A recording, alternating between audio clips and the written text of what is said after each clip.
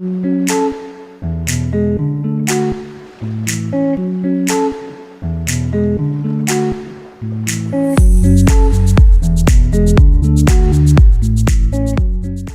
Leo, this is your February 2025 soul story. If you have a sun, rising or moon in the sign, this is your reading. It's Romy. Thanks so much for joining me on the channel. We're going to open up this month for you with the energy of the Queen of Staffs. Love that for you. It's a very transcendent month ahead, but also one where you're going to be asked to take some bold, decisive action towards something that you want. And it comes at the perfect time because it comes with a little bit of hindsight and some experience of perhaps how you've tried or attempted something in the past, or just the way that some things have unfolded lately that put you in a kind of energy and a mindset really of like, well, you know what, if I don't do this now, if I don't believe in myself, you know, where am I going to be in another year, another 6 months? It just kind of feels like there's a little bit of a now or never energy, bit of courage that arrives at the perfect moment and opportune time for you. Now, we open up on the first of the month with Venus, Neptune and the North Node coalescing in Pisces and bringing in a really powerful spiritual message or a sensory feeling or just something that kind of stays with you. It lingers all the way through February, and actually it will end up being a really powerful and important kind of compass, if you like. You'll keep returning to it over and over again. Now, Aquarius energy, of course, is that 7th house for you. So there's a lot of mirroring. And I think one of the questions you're going to want to ask all the way through February, Leo, is, you know, what do I need to learn from you? So every encounter that you have, the people in your world, the connections that you're forming, people that are exiting, whatever is going on, everything is a teachable moment, and particularly in, you know, what you are observing. And I think it's a very important reminder to observe and not absorb, you know, through the course of February. I do think you can have this almost type of detachment actually that's going to be really helpful and supportive in that instance. You can almost like see yourself in different situations and sort of notice the shifts and changes, how you're responding differently, how you're showing up differently for yourself.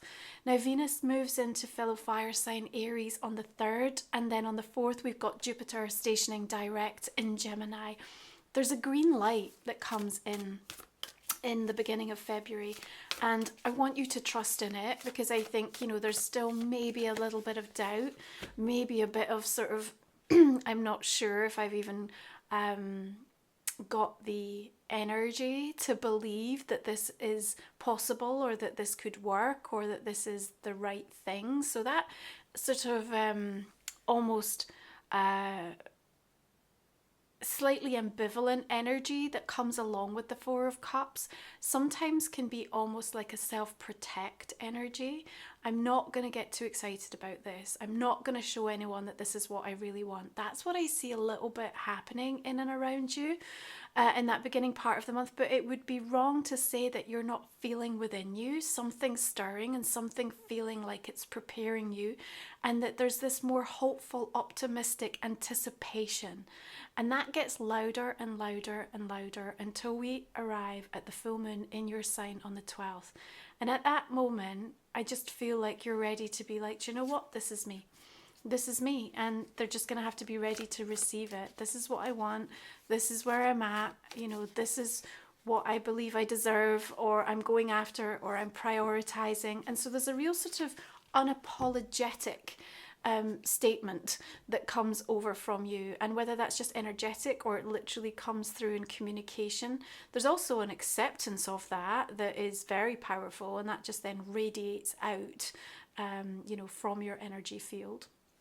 And the 6 of Swords is just like, you know what, this is the rite of passage. This is where I'm heading. And this is what I mean about this kind of almost like compass, this energy from the first that kind of carries you and keeps you on track. It's like maybe where you've been struggling of trying to figure out, how do I move something forward? Or, you know, is this really the right direction for me? Is this really the right purpose? Is this the right relationship? So all of that sort of questioning resolves itself in some way in February, but in a unusual sort of unconventional capacity as well, where you might not even notice it in the moment, but you know, as you come out of the month, you'll look back and you'll be like, wow, okay, it really was quite clear the sort of steps that I was taking, even if in the moment I wasn't aware of the significance of them.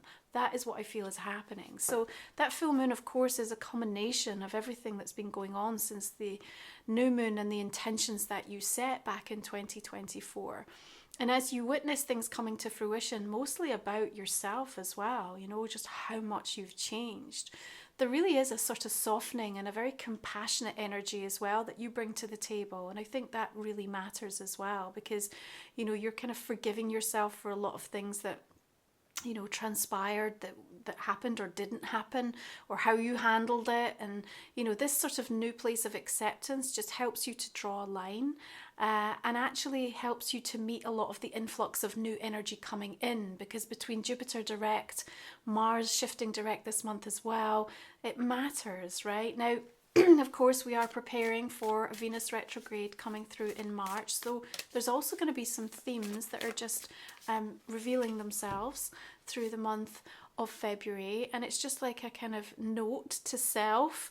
This is what I might be leaning into in a more introspective, reflective way in the coming weeks. Okay, so just pay attention particularly to that, or situations that arise, particularly in that 7th house for you through the first part of February up until the 18th.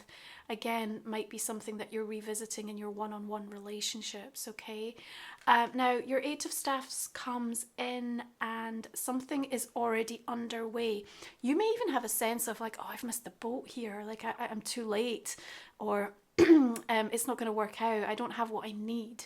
I don't think that's the case. I feel like you can absolutely get on board this ride. Like you can find a way, you know, connect with the right person, or discover something that you weren't aware that you had at your disposal, that is going to enable you to absolutely work with the energy of what is already in motion. And that's important, because again, it's about this realization that you have through the month of February, that's kind of like, yes, I can do this. You know, it's mine, it's time, it's destiny, it's sort of already prophesized.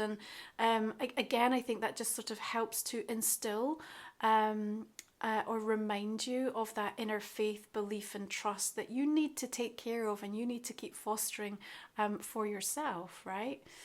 Things are always hard before they're easy, and I just don't want you to turn away from anything that on the surface or in terms of appearance looks like it's just a no-go, yeah, or you're just like, I'm not even going to bother, it just feels like it's impossible at this time. Don't do that. Just keep exploring and keep questioning and keep challenging, and you're going to find that actually something yields, something comes up, something sort of dissolves to make you see and realize that actually you're a lot closer than you think, or you're a lot better placed than what you thought you might have been. Now, the 7 of Swords is coming through because also I think in the realization of knowing that you need to advocate or put your own needs, wants and priorities first, you know, rather than trying to acquiesce to other people, that, you know, doing right by yourself also, if it's not something that you're readily used to doing, comes with a guilt tag, right? And that's an energy that perhaps I also see you needing to resolve within yourself. It's like, to what degree are you giving yourself permission not just to go after something, but also to not have any guilt with it? Because otherwise you are kind of creating some resistance for yourself. You are robbing yourself of the ability to fully enjoy the experience, or to know that actually it's 100% the right thing for you and will actually end up creating a better outcome for you. So please be aware of that and address it, and start to get curious about, you know, what you can do to help dissolve and release that guilt energy. Again, in 7th house, you know, you might come up against a lot of situations through that first part of February in regards to some of the relationships where you're questioning, you know, actually, is what they say really something that feels authentic or has integrity or is giving me some sense of transparency, or am I just getting like a red flag here? Now, the red flags that you are being invited to witness, shall we say, have two reasons for showing up. You know, one of them is, what do I need to learn from this about myself? But the second thing is also that, you know, if something is clearly being highlighted to you as this is problematic, right? Or this doesn't feel good for me, take a moment and explore what other options are there on the table. And if there are, then give yourself some time and space to go and look at those. Now, if there are not, and this is the only way forward for you, Leo, right? If it's just a kind of trial by fire, like this has to happen, you know, even if something about this is off or doesn't feel right, or I know that people have an agenda, or there's something going on that's creating that sort of sixth sense within you.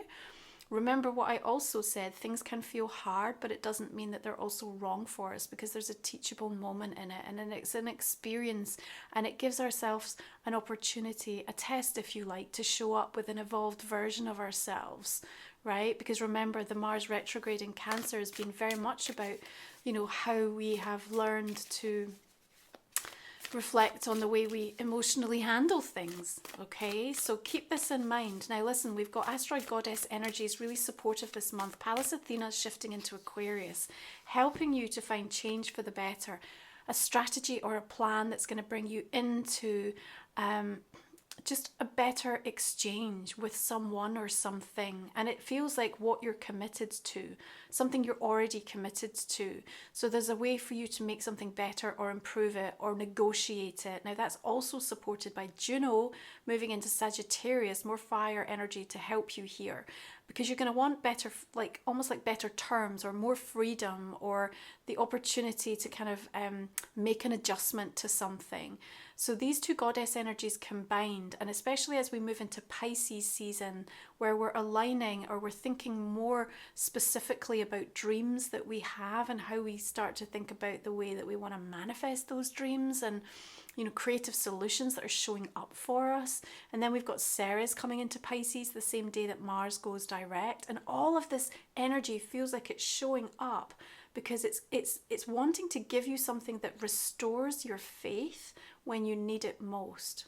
Okay, you have what it takes, Leo, and I feel like there is some aspect of your life at the moment that you're going to have to allow to play out until such time as you exactly know the moment that you need to act, or you know that you need to make the decision. Okay, that definitely feels true. Now, I talked about this month almost feeling a little bit trippy in nature, and I think as we approach, you know, the new moon in Pisces on the 27th, kind of feels like that a little bit. It's almost like blips that you're experiencing, you know, timeline sort of shifts, or like a very strange encounter or something kind of really weird happening. But at the same time, it sort of makes sense, even if, you know, you're not kind of sure everything that it's necessarily communicating or representing for you at this moment.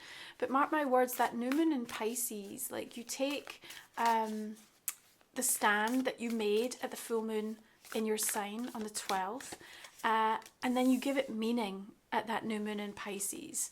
And once you've done that, it sort of almost sort of anchors itself firmly in your pathway moving forward. It's almost like you've done this is me, this is what I'm doing, and then here, watch me. And then you take that first step, or something happens in and around the 27th to make it so. And I think that the sort of strangeness of events that seem to conspire around you in February go a long way to show you just how much your guides, spirit, the unseen energies and influences are helping to direct you towards where you're supposed to be, what you're supposed to be doing. And I think this realization that you have of just like, do you know what? I need to do this for me. I hear you saying that, like, I need to do this for me. So if you're new to the channel, our last 3 cards we're going to look at in the extended reading. You can join me by the link in the comment and description box. I'm going to talk for 25 minutes or so. We'll also look at a relationship card and a personal question for you as well, as we look at deeper insights for February. So let's clarify these cards, see the direction we're going to be taking. We've got the Hanged Man and the Hermit coming through here. There's that just spiritual discernment showing up so powerfully. King of Swords, 10 of Cups. I like him because I feel like he's going to be supportive and sort of getting you out of that Four of Cups energy. All three kings coming through here. You see in 7th house, you know, people are powerful indicators of sort of what is happening and unfolding in your world at the moment. You'll see a lot through the behaviors and actions of others, and you know, in terms of people opening doors, but also, you know, relationships naturally sort of drifting apart or shifting or changing. It's like sliding doors moments, you know, very strongly. Okay, what about this 2 of Cups? We've got High Priestess, 9 of Cups. Okay. A lot of passionate energy in February, right? Venus in Aries, full moon in Leo. We've got Mercury and Pisces coming through on Valentine's. And, you know, these energies are also supportive and symbolic of you. Like, what do you need to fall back in love with in your own life? What do you need to fall back in love with that you're invested in prioritizing so that you give it meaning and it does matter to you? Okay, so let's have a look at Life Soul Vision Oracle. This is my deck. If you're new to the channel, or if you've been here as a regular, please take a moment to go check out my website, romywiser.com. See the new offers and services that I have listed, the products, sacred tools, my deck, my new journal, my book, Moon Musings, all of these things designed to support you in your spiritual journey. You've got Blossoming Soul Song, Heart Energy, and Nourish Your Inner Wealth. See, that just feels beautiful. That feels like you believing in you and knowing your value and taking care of yourself. Soothe your soul. Waterfalls of White Light. There's a lightness to these coming through. I really like that for you. There you go. Queen of Water, Healing Elixir. It's almost like, you know, when you know you've been doing something and it's not good for you, and it's just like you've not been able to find a way to stop doing it, to deal with it. And I just feel something really natural and spontaneous occurs in February that just helps you to let it go. And it's going to feel so much easier than it ever has before. And that's going to be a beautiful thing for you. Okay, let's have a look at one final oracle for Leo for February. Take a breather. Last quarter moon in Cancer. Okay, thank you so much for joining me. I hope you'll come on to the extended and help support the channel. I'm going to see you again next month, Leo. You take good care. Bye for now.